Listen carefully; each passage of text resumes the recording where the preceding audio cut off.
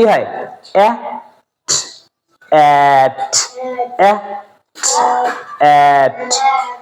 আমরা গত ক্লাসে কি শিখেছিলাম লেটার সাউন্ড অর্থাৎ 26 লেটারের আলাদা আলাদা সাউন্ড শিখেছিলাম আজকে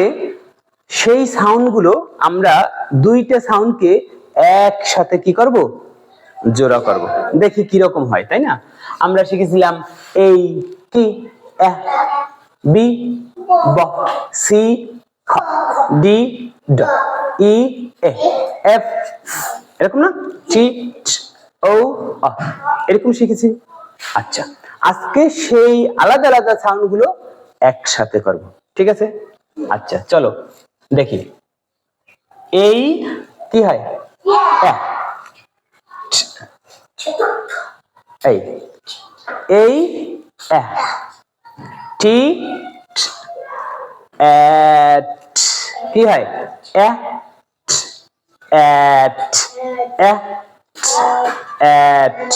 তাই না পরেরটা দেখো এই আছে কি এন তাহলে এই এর সাউন্ড কি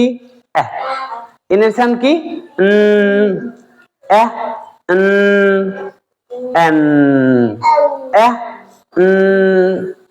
এন তাই না আচ্ছা পরেরটা দেখি এই আর আছে কি এম তাহলে এই হয় কি এই এই এম এই এম কি হয় M good great job next one A D এই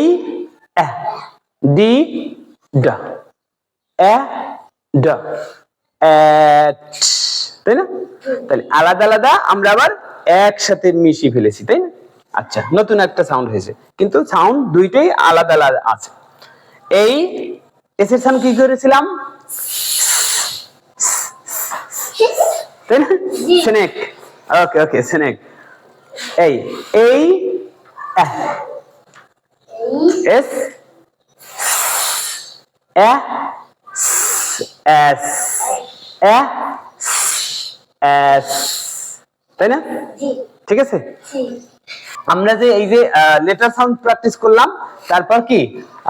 দুইটা সাউন্ডকে একসাথে করার এই যে একটা প্র্যাকটিস করলাম এগুলো আমরা ধারাবাহিক ভাবে করব আজকে আবার এই যে 10 মিনিট করলাম এখন আবার বইয়ের এই সাউন্ড অনুযায়ী বইয়ের পড়া পড়ব যা যা আছে সব পড়ব এরপর আবার এরকম প্রতিদিন 10 মিনিট করে আমরা এই সাউন্ড প্র্যাকটিস করব ঠিক আছে